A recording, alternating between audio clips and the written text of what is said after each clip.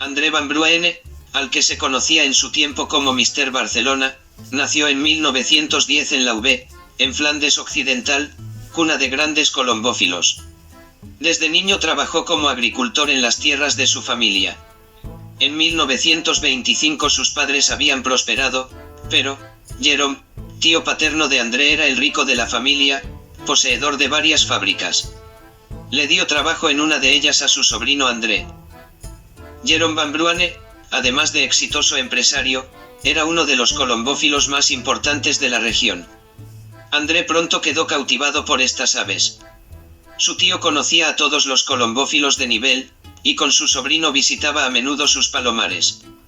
Aunque el padre de André se oponía, el joven instaló su propio palomar en la casa familiar, concretamente en el techo de los establos, y comenzó a hacerse con palomas de su tío. Esto se debió a que Jérôme era muy exigente con sus aves y descartaba las que cometían un mínimo fallo. Así fue como André, con solo 17 años, poseía ya muy buenas palomas. El propio André contó una interesante historia. En cierta ocasión su tío le entregó un macho azul forastero que había entrado en su palomar. Se trataba de un pichón sin mudar que, sin duda alguna, se había extraviado al salir por primera vez. Jérôme le dijo a su sobrino que criara con él, pues era de un linaje muy bueno.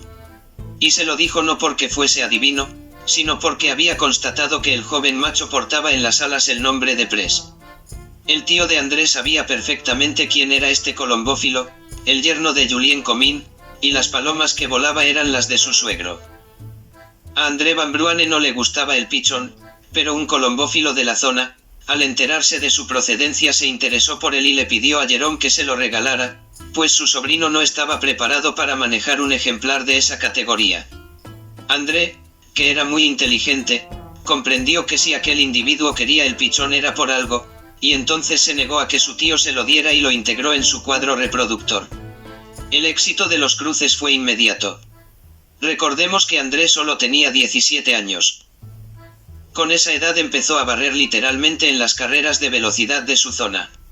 Los colombófilos mayores se alarmaron, pues un muchacho sin experiencia alguna, guiado solamente por su don natural, los estaba superando ampliamente carrera tras carrera.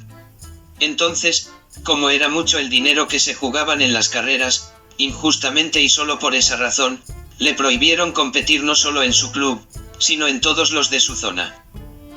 Pero André no se amilanó. Ya que no le permitían participar en los campeonatos de corta distancia, dio un paso adelante, y se decidió por los fondos, incluyendo los nacionales. Aquello era una osadía, pues en estas carreras competían colombófilos de altísimo nivel. Del macho azul extraviado de Comín, Van Bruane consiguió su estier en 1932.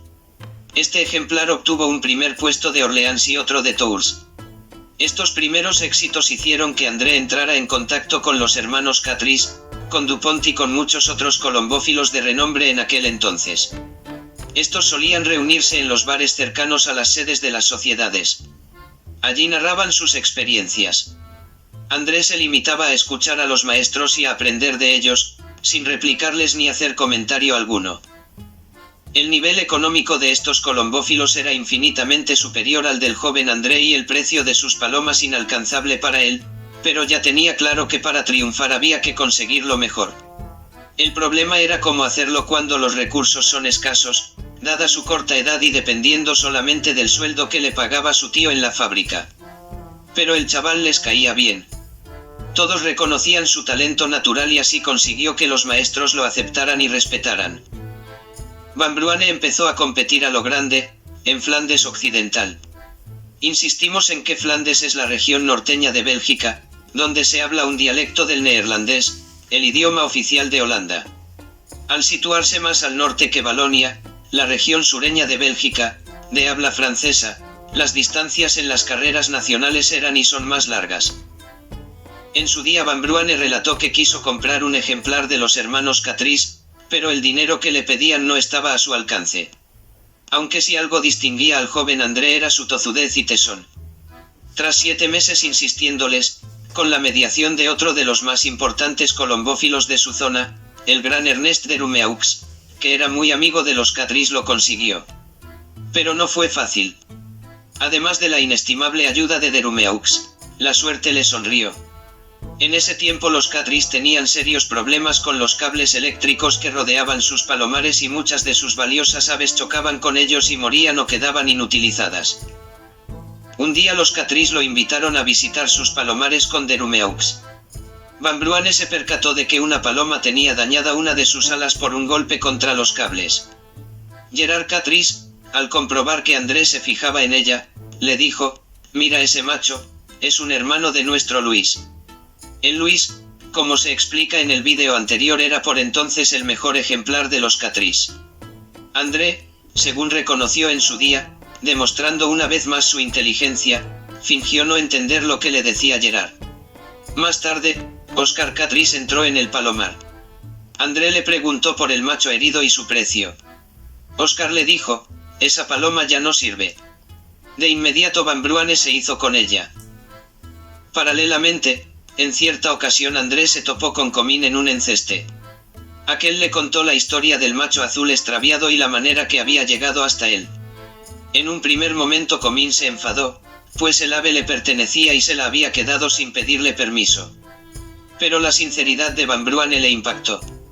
Entonces le explicó que el palomo era ni más ni menos que hijo del Napoleón, el mejor de Comín y de todo Flandes Occidental, y de una de sus mejores hembras reproductoras, procedente de la Motte, líder colombófilo de la época. André se disculpó y se ofreció a devolverle el azul. Comín, por su parte, le comunicó que la línea de la que procedía era la mejor del momento. Le dijo que podía quedárselo para criar, a cambio de que le entregara 2 pichones. Van Bruane nunca pudo criar esos pichones para Comín al estallar la guerra mundial.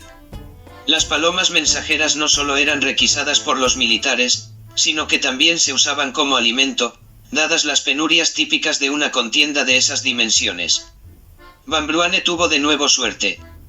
Coené, con el que había intimado, médico y colombófilo, le ayudó a salvaguardar sus palomas. Después de la guerra, mientras muchos otros tuvieron que empezar de nuevo, Van Bruane aún conservaba muchas de sus palomas, incluyendo a su estier.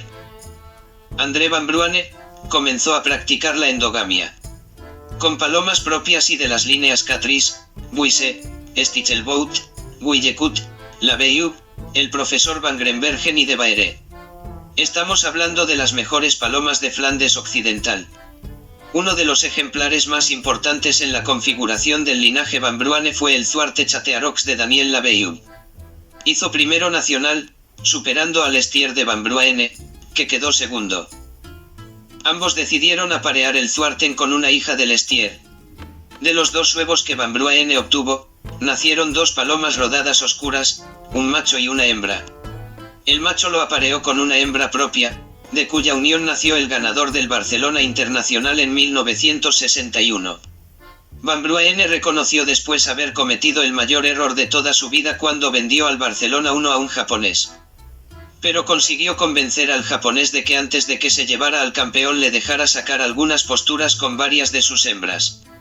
Y de una de esas uniones nació el Electric. El Electric fue un macho excepcional en las competiciones y un insuperable reproductor. Casi toda la línea Van Bruane desciende de él, con éxitos continuos, tanto por el propio Van Bruane como por otros colombófilos que adquirieron algunos de sus descendientes. El Baxter, de 1979 y de la misma línea, le dio a André el segundo primer puesto del Barcelona Internacional, compitiendo con 13.033 palomas. Este macho recibió el nombre de Barcelona 2. Era nieto del Electric y llevaba algo de sangre Van Grenbergen.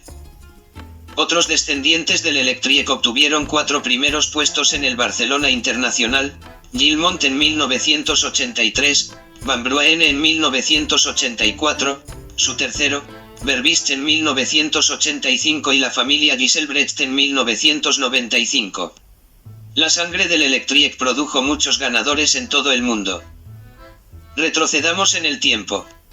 En 1952, Van Bruane poseía a su Tarzán, que voló desde España hasta Flandes Occidental en el día, una distancia de unos 1200 kilómetros.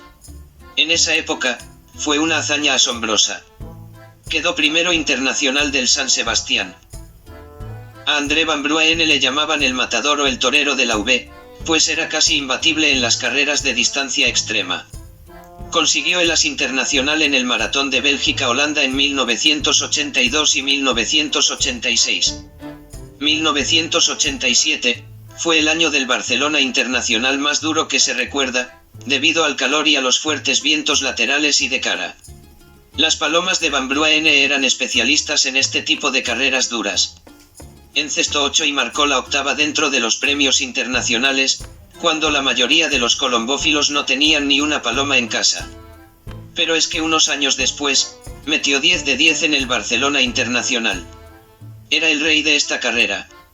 En 1991, ya enfermo, participó por última vez en la carrera de Barcelona, quedando el 20 y el 91 internacional, culminando de esta manera su impecable palmarés, que entre otros muchos, incluía 3 primeros en el Barcelona Internacional, un primero en el San Sebastián Internacional, y un primero internacional de Po.